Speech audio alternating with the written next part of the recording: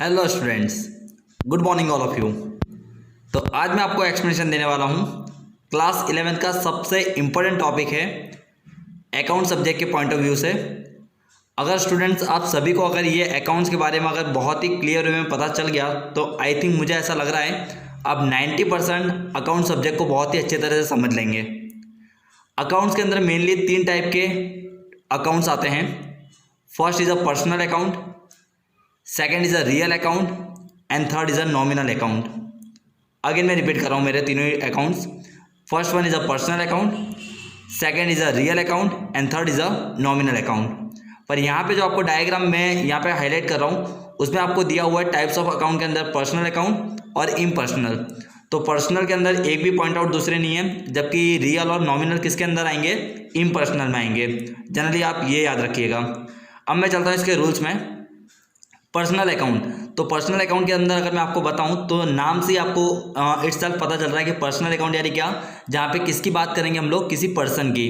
कोई भी पर्सन होगा, कोई भी इंस्टीट्यूट होगी, कोई भी ऑर्गेनाइजेशन होगा, तो अगर उसकी कोई भी नाम या कोई भी डिटेल दी हो तो हम लोग वहाँ पे कौन सा अकाउंट रखेंगे? Personal account. क्लियर है आपको? चलिए, सेकेंड आता है रियल अकाउंट। तो रियल अकाउंट के लिए मैं आपको बता दूँ, कभी भी अगर किसी भी एसेट्स का नाम आता है, किसी भी प्रॉपर्टी, किसी भी एसेट्स का अगर नाम आता है, जैसे कि लैंड है, बिल्डिंग है, व्हीकल है, इस तरह की अगर कोई भी प्रॉपर्टी का नाम आता है तो वहाँ पे आपको क्या लिखना है? रियल अकाउंट लिखना है। एंड थर्ड आता है मेरा नॉमिनल अकाउंट, यानी जब कभी भी हमारे यहाँ पे बिजनेस के अंदर कोई भी इनकम और एक्सपेंस की बात होगी, जैसे कि स्टेशनरी एक्सपेंस हो गया, किसी को सैलरी दिया, किसी को कमीशन दिया, किसी को डिस्काउंट दिया, हमको डिस्काउंट मिला, अगर ऐसे कोई भी एक्सपेंस या इनकम आती है तो वहाँ पे कौन सा अकाउंट आएगा? नॉमिनल अकाउंट आएगा।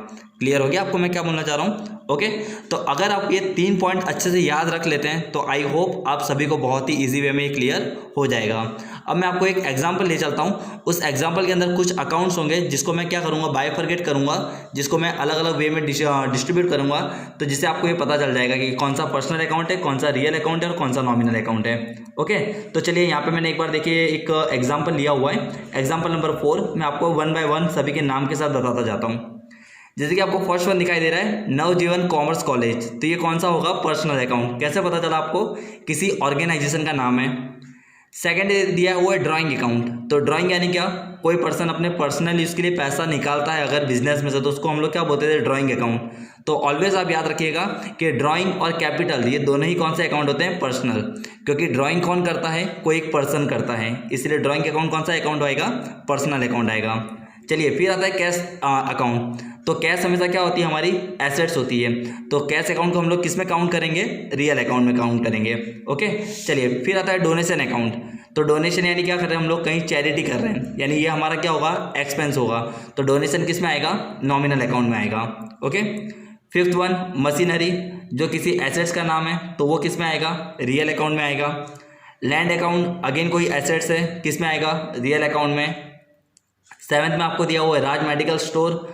आपको किसी इंस्टीट्यूट का नाम दिया हुआ है, जैसे कि किसी शॉप का नाम दिया हुआ है राज मेडिकल स्टोर, कौन सा अकाउंट आएगा? पर्सनल अकाउंट आएगा। एट्थ में आपको दिया हुआ है सैलरी अकाउंट। सैलरी आपका क्या है? एक्सपेंस है, तो ये किस में आएगा? नॉमिनल में आएगा। अब आता है carriage inward and carriage outward. मैं 9 और 11 दोनों साथ में ले रहा हूँ। कैरेज इनवर्ड मैंने आई थिंक आपको पहले भी समझाया हुआ स्टूडेंट्स को कि अगर कभी भी हम लोग सामान मंगवाते हैं तो हमको जो वेजेस देना पड़ता है ना, हम लोग पता है ना कभी कैरेज से मंगवाते हैं, जैसे लारी का भाड़ा देते हैं हम लोग, तो कैरेज इनवर्ड होता है। और जैसे कि एज अ ट्रेडर मैं क्या कर रहा हूँ? अगर सामान बेच रहा हूँ तो मैं अपने कस्टमर को ऐसा बोलता हूँ कि भाई एक काम करिएगा, लारी भाड़ा मैं पे कर दूंगा, तो वो होता है कैरेज आउटवर्ड। यानी ये दोनों ही क्या होते हैं? हमारे लिए इनकम और एक्सपेंस के जैसे होते हैं, इसलिए नॉमिनल में काउंट होंगे। यानी कैरेज इनवर्ड हो या कैरेज आउटवर्ड हो, दोनों किस में आएंगे? एक्सपेंस नॉमिनल अकाउंट में आएंगे। ओके, 10th आता है मेरा फर्नीचर। फर्नीचर किस में आएगा? एसेट्स है, यानी रियल में आएगा। Okay, stationery account. तो स्टेशनरी दिया हुआ है आपको, तो स्टेशनरी क्या होगा? आपका एक्सपेंस होगा, किस में आएगा? ये भी आपका नॉमिनल अकाउंट आएगा। अगेन वेजेस आपका एक्सपेंस है, नॉमिनल अकाउंट आएगा। कॉपीराइट, ओके, यहाँ से आप बहुत सारे मैं नाम बोल रहा हूँ, याद रखिएगा आप लोग। कॉपीराइट ये हमारी कंपनी की क्या होती है? गुडविल बताता है। अपनी कंपनी का कॉपीराइट होता है ना, यानी हमारी कंपनी की एक वैल्यू बताता है। तो ऐसी बहुत सारी चीज़ें हैं, जैसे कि कॉपीराइट है, ट्रेडमार्क है, रजिस्टर्ड है, फिर पेटेंट है, गुडविल है, फॉर्मूला है, अगर ऐसे कोई भी नाम अगर आते हैं तो आपको हमेशा किस में लिखने हैं, एसेट्स में लिखने हैं, यानी रियल अकाउंट आएगा। यानी कॉपीराइट, ट्रेडमार्क, रजिस्टर्ड, ये सभी किस में आते हैं, गुडविल है, पेटेंट है, ये सब किस में आएंगे, हमेशा रियल अकाउंट में आएंगे। ओके चलिए, इंटरेस्ट रिसीव्ड किस में आएगा, नॉमिनल में, आपकी इनकम हुई है। 16 में आपको दिया हुआ है यूनियन बैंक, यूनियन बैंक यानी किसी ऑर्गेनाइजेशन का नाम है, किसी बैंक का नाम है, तो वहाँ पे क्या आएगा, पर्सनल अकाउंट। 17 में आपको दिया हुआ है रेंट पे, रेंट आपने दिया तो आपका एक्सपेंस होगा, तो कौन सा अकाउंट आएगा, अगेन नॉमिनल आएगा। 18 में आपको दिया हुआ है रिलायंस शेयर।